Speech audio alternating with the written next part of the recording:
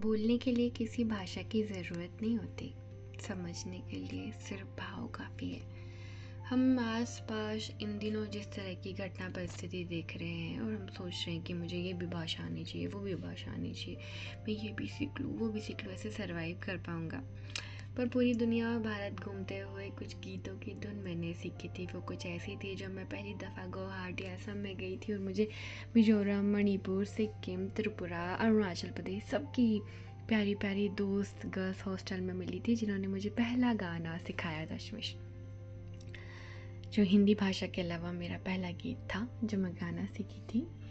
वो गाना था पैदल मारी मारी मारी मारी मारी मारी, ओ बोंदी साइकिल चले जा, ओ पैदल एड़ी एड़ी एड़ी एड़ी एड़ी एड़ी, ओ बोंदी तू मरे गोर पान।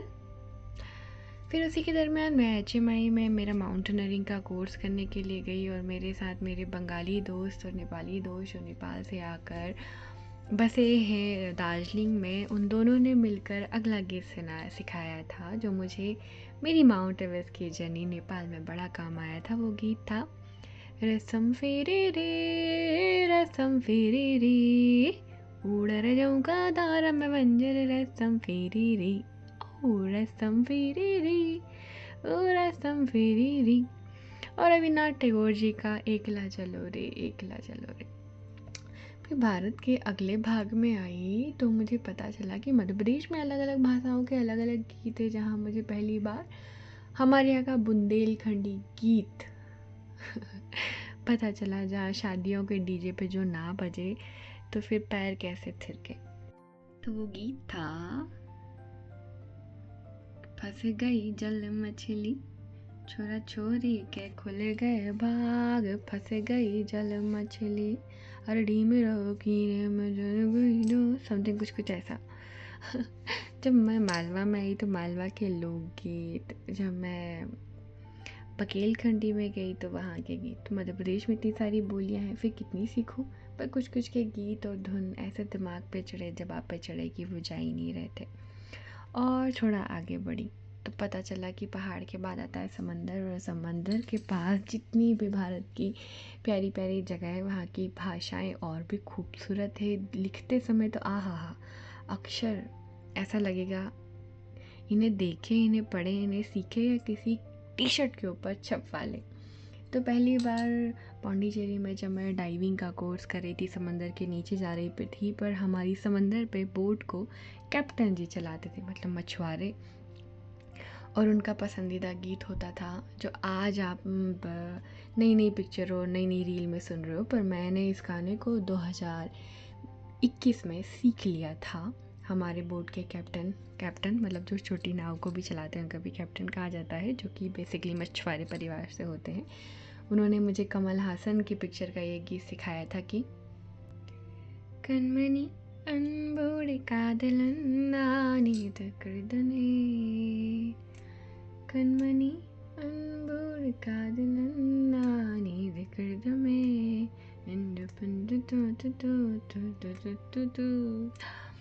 फिर से समंदर के छोर से मैं सीधा लेके चलूँगी पहाड़ पे, जहाँ मुझे मेरे कश्मीरी दोस्त मिले थे। उन्होंने मुझे पहली बार डल से प्रेम करने वाला गीत सिखाया था कि डुट्टनूनम जलवेनूनम, डुट्टनूनम डले की वावनू वावनू।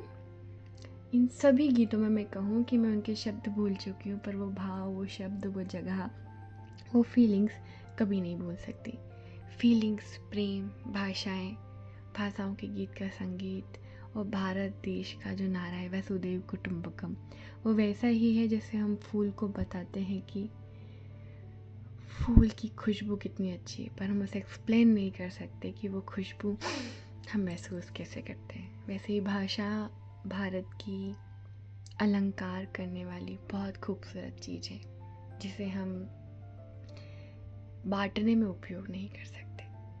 मुझे नहीं पता कि आप मेरी इस बात को कैसे लेंगे, पर मैंने जब महाराष्ट्र में गई तो हाँ, मराठी गीत, मराठी नृत्य सीखे। जब मैं पंजाब और हरियाणा में गई तो मैंने हरियाणवी गीत सीखे जहाँ का पहला गाना था बोल तेरे मीठे मीठे बात तेरी सच्ची लागे।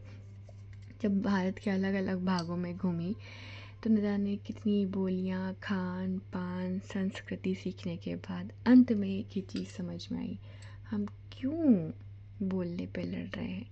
क्योंकि कई बार बातें शब्दों से बोली तक नहीं जाती, भावनाओं से होती है, फीलिंग से होती है। जैसे कि फूल की खुशबू बताई नहीं जाती, सिर्फ महसूस की जाती।